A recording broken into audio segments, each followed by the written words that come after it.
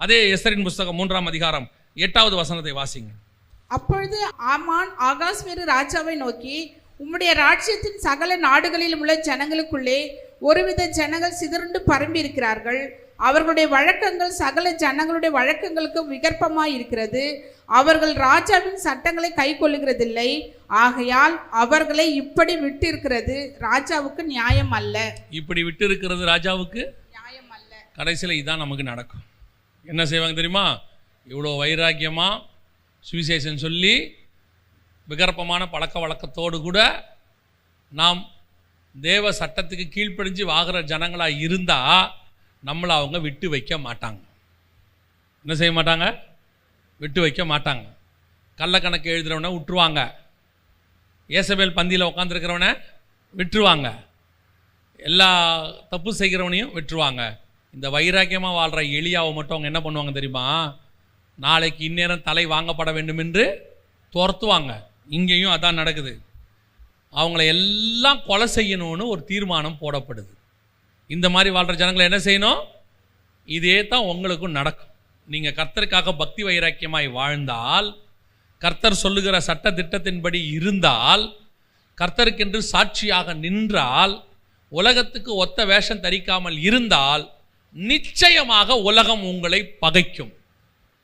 நிச்சயமாக உங்களை வாழ அவர்கள் விட மாட்டார்கள். உங்களுக்கு எதிராக அவர்கள் செயல்படுவார்கள். காசு கொடுத்தாவது உங்களை தீக்க பார்ப்பாங்க. இங்கே வசனம் சொல்லுது பாருங்க.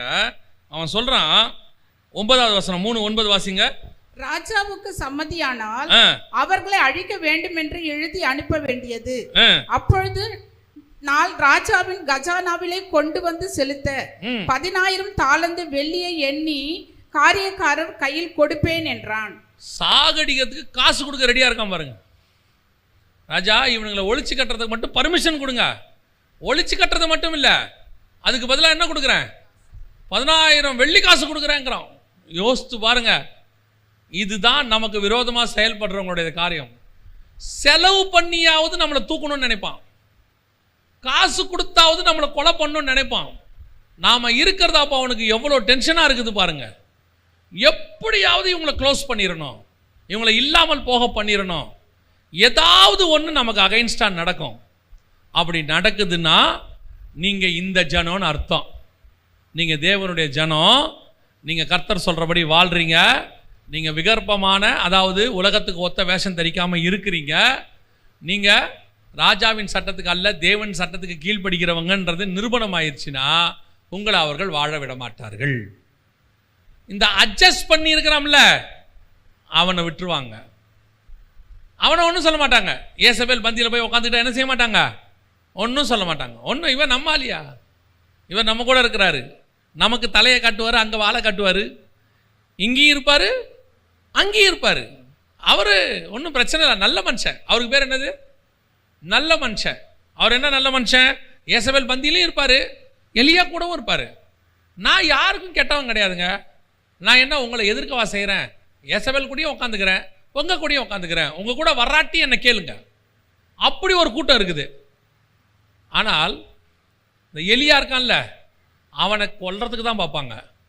எப்படியாவது கொல்லணும் தான் வகை தேடுவாங்க. நீங்கள் கர்த்தருக்கு பக்தி வைராக்கியமாக இருந்தால் என் பிராணனை வாங்க தேடுகிறார்கள். இந்த யூதர்களை அப்படி தான் தேடுகிறார்கள். அப்படித்தான் இன்னைக்கு நல்ல சபைகளை ஒழித்து கட்ட வேண்டும் என்று நினைக்கிறார்கள். நல்ல ஊழியக்காரனை க்ளோஸ் பண்ணணும்னு நினைக்கிறாங்க. நல்ல ஆவிக்குரிய ஊழியக்காரன் சபை நடத்திக்கிட்டு இருந்தானா அந்த சபையை ஒழிச்சு கட்டணும்னு பிசாசுன்னு நினைக்கிறான். அதுக்கு காசு கொடுத்தாவது நடக்கும். யாருக்காவது லஞ்சம் கொடுத்தாவது உங்களை தூக்குவாங்க. இல்லை எங்கே எதையாவது சொல்லி ரெக்கமெண்டேஷன்லையாவது உங்களுக்கு விரோதமாய் செயல்படுவார்கள். நீங்கள் இவ்வளோ தேவ பக்தி வைரத்தோட ஆஃபீஸில் இருந்து பாருங்க, ஆஃபீஸே உங்களுக்கு அகைன்ஸ்டாக இருக்கும். நீங்கள் கரெக்டாக கர்த்தருக்கு நல்லா பைபிள் வாசித்து உண்மையுடன் இருந்து பாருங்க, உங்கள் வீடு உங்களுக்கு அகைன்ஸ்டாக இருக்கும், கன்ஃபார்மாக இருக்கும். ஆனால் நீங்கள் கர்த்தர் சொல்கிறபடி வாழ்ந்தா நாளைக்கு இந்நேரம் உங்கள் தலையை தூக்கணும்னு முடிவு பண்ணிடுவான். எது உங்களுக்கு தேவை? இப்போ தீர்மானம் உங்கள் கையில், முடிவு உங்கள் கையில். நிறைய கூட்டம் என்ன பண்ணிருச்சு தெரியுமா? எதுக்குங்க வம்பு, நம்ம ஏதோ ஊழியம் பண்ணிகிட்டு இருக்கிறோம், ஆவிக்குரிய வாழ்க்கை வாழ்ந்துட்டுருக்குறோம், யார் வம்பு தும்புக்கும் போகாமல் இப்படியே ஓடி முடிச்சிருவோமே அப்படின்னு சொல்லி ஒரு கூட்டம் என்ன பண்ணிருச்சு, ஒரு கூட்டம் இல்லை, பெரும்பான்மையான கூட்டம் போய் ஏசபேல் பந்தியோட உட்காந்துருச்சு. அப்போ நமக்கு ஒரு எண்ணம் ஒன்று தோன்றும். என்ன தோணுது? இவ்வளோ கஷ்டத்தோட ஏன் நம்ம வாழணும்? இப்போ நம்ம இப்படி பிரச்சனையோடு தான் இருப்போம்னு தெரியுதே அப்படின்னா ஒரு வசனத்தை வாசிங்க. எஸ்தரின் புஸ்தகம் 9ஆம் அதிகாரம் 24-25. எஸ்தர் 9. அம்மெதாத்தாவின் குமாரனாகிய ஆமான் என்னும் ஆகாகியன் யூதருக்கெல்லாம் சத்துருவாய் இருந்து யூதரை சங்கரிக்க நினைத்து அவர்களை அழிக்கவும் நிர்மூலமாக்கவும் பூர் என்னப்பட்ட சீட்டை போடுவித்தான். ஆனாலும் எஸ்தர் ராஜ சமூகத்தில் போய் யூதருக்கு விரோதமாய் அவன் நினைத்த அவனுடைய பொல்லாத யோசனை அவனுடைய தலையின் மேல் திரும்பும்படி கட்டளை பிறப்பித்ததினாலே அவனையும் அவன் குமாரரையும் மரத்திலே தூக்கி போட்டார்கள். யார் உங்களுக்கு விரோதமாக எழும்பினார்களோ, யார் அவர்கள் உங்களை கொல்ல வேண்டும் என்று நினைத்தார்களோ, உங்களை கொல்லுவதற்கு அவர்கள் என்னென்ன காரியங்களெல்லாம் செய்தார்களோ அந்த காரியங்களெல்லாம் ஒரு நாள் அவர்கள் தலையின் மேல் திரும்பும். இந்த உபத்திரவம் வந்தது உண்மை. ஆனால் உபத்திரவத்தில் நடுவிலே கர்த்தர் உங்களையும் என்னையும் பத்திரமாக பாதுகாத்தார். அந்த உபத்திரவம் ஒரு நாள் அவர்கள் தலையின் மேல் திரும்பும். யார் நமக்கு விரோதமாக எழும்புகிறாங்களோ, எந்த அரசாட்சியோ எந்த கவர்மெண்ட்டோ, நீங்கள் பாருங்கள், கம்யூனிசமாக இருக்கட்டும், நாசிசமாக இருக்கட்டும், ஃபேசிசமாக இருக்கட்டும், ரோம சாம்ராஜ்யமாக இருக்கட்டும், பைசாண்டியர்களாக இருக்கட்டும், அல்லது பாபிலோனியர்களாக இருக்கட்டும், கிரேக்கர்களாக இருக்கட்டும், யார் யாரெல்லாம் தேவ ஜனங்களுக்கு விரோதமாக எழும்பினார்களோ அந்த ராஜ்யங்கள் எல்லாம் கவிழ்ந்து போயிற்று. அவர்கள் எல்லாம் இல்லாமல் போயினார்கள். ஆனால் சபையும் தேவ ஜனங்களும் இன்னைய வரைக்கும் ஜீவனோடு கூட இருக்கிறார்கள். அதுதான் நிஜம். இந்த உபத்திரம் வருவது உண்மை. இந்த உபத்திரவத்தை சில நேரத்தில் கர்த்தர் ஏன் அனுமதிக்கிறார் தெரியுமா? எத்தனை பேர் அந்த உபத்திரவத்தில் உண்மையாய் நிற்கிறோம்னு பார்க்குறார். ஏன்னா நம்ம சொகுசா ஆசீர்வாதமாக இருக்கும்போது உண்மையாக நிற்கிற ஜனங்க சோத்திரம் பண்ணுவோம். ஆனால் உபத்திரம் வரும்போது நிற்போமா? இது அந்த சோதனையிலே இது நிற்குமான்னு கர்த்தர் பார்க்குறார். இந்த துதிச்சு கொண்டிருந்த வாய் உபத்திரம் வரும்போது துதிக்குமா?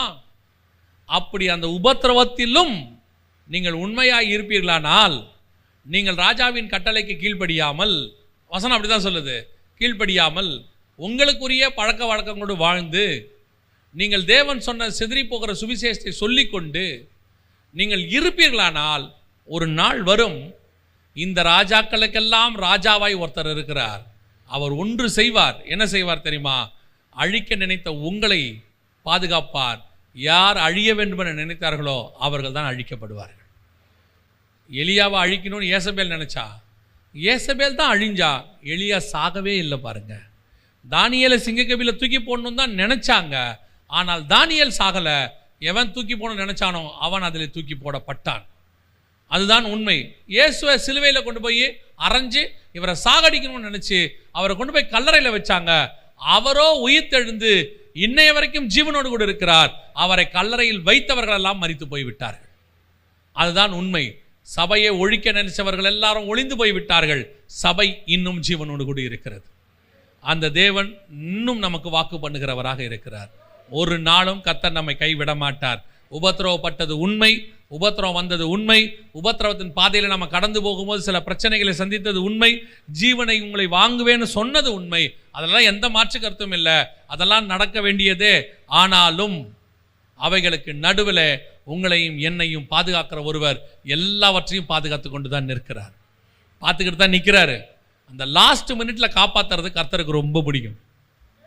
நீங்கள் போடுங்க, எங்கே வந்து நான் அவனை காப்பாற்றுறேன்னு மட்டும் பாருங்க பாரு. அவங்க நினச்சிப்பாங்க, அந்த தூக்கி போடுற வரைக்கும் நினச்சிப்பாங்க இவங்க தேவன் இவங்களை என்ன பண்ணலை, காப்பாற்றலைன்னு. தூக்கி போட்ட பிறகு தான் தெரியும் நான் எப்படி காப்பாற்றினேன் பாரும்பார். சிங்கக்கபில தூக்கி போடுற வரைக்கும் தெரியல, உள்ளே போட்டாச்சு, அதான் தானியேல் கதை முடிஞ்சு. அவங்க தேவன் அவனை காப்பாற்றலை. என்ன பெரிய வைராக்கியம் பாருங்க. சிங்கக்கபில போய் தூக்கி போட்டாச்சு. என்ன தானியேல் இவ்வளோ வைராக்கியமாக இருந்து என்ன பிரயோஜனம்? கொஞ்சம் வெயிட் பண்ணுப்பா, நாளைக்கு காலையில் தெரியும் நாங்கள் யாருன்னு. நாளைக்கு காலையில் தெரியும் எங்கள் தேவன் யாருன்னு. கொஞ்சம் பொறுத்திருந்து பார், எங்கள் தேவன் யார் என்பதை நிரூபிப்பார். அவர் கடைசி வரைக்கும் கொஞ்சம் வெயிட் பண்ணி பார்ப்பாரு. அந்த கொஞ்ச நேரத்தில் இவங்க ஆடிடுவாங்க. உங்கள் தேவன் எங்க பண்ணியிருக்கலாம்ல, கர்த்தர் நினைச்சா சாதிச்சிருக்கலாம்ல, செஞ்சிருக்கலாம்ல எல்லாம் சொல்லுவான். நாமளும் அப்படியே யோசிப்போம், நம்ம ஆண்டவர் எங்கே, உன் தேவன் எங்கே அப்படின்லாம் கேட்பாங்க. நம்மளும் கொஞ்சம் யோசிப்போம், ஐயோ ஆண்டவரே நீங்கள் இருக்கிறீரா இல்லையா? ஆண்டவர் சொல்லுவார், இங்கேயே தான் இருக்கிறேன், எங்கேயும் போல, டோன்ட் வரி. நெருப்புல தூக்கி போட. ஆண்டவரே போட போறாங்க, போடட்டும் இருறா. ஆண்டவரே கிட்ட வந்துட்டாங்க, இருப்பா போடட்டும், அதுக்கு தான் வெயிட் பண்ணிட்டு இருக்கிறேன். தூக்கி போட்டாங்க, தான் வந்துட்டேன் அப்படிம்பார். ஏன் ஆண்டவரே கொஞ்சம் முன்னாடி வரக்கூடாதா? முன்னாடி வந்தா சாதாரணம், பின்னாடி வந்தாதான் அற்புதம். அல்லேலூயா. முன்னாடி காப்பாத்துறது எந்த தேவன் வேணா காப்பாற்ற முடியும். ஆனா நெருப்புக்குள்ள காப்பாத்துற தேவன் நம்முடைய தேவன் ஒருத்தர் மாத்திரம் தான்.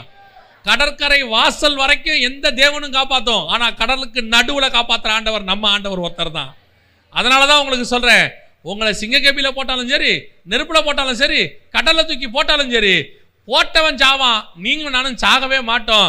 தண்ணியில போட்டாலும் வெளியே வந்துருவோம், நெருப்புல போட்டாலும் வெளியே வந்துருவோம், புகையில போட்டாலும் வெளியே வந்துருவோம். நம்மளை பார்க்கும் போது யோசிப்பான், இவன் என்னடா இவ்வளோ பிரச்சனைக்கு நடுவில் இப்படி இருக்கிறானே, இவன் அவ்வளோ பெரிய கோடீஸ்வரன்லாம் சூசைட் பண்ணி செத்துட்டான், இந்த பையன் இன்னும் இப்படி நிற்கிறானே.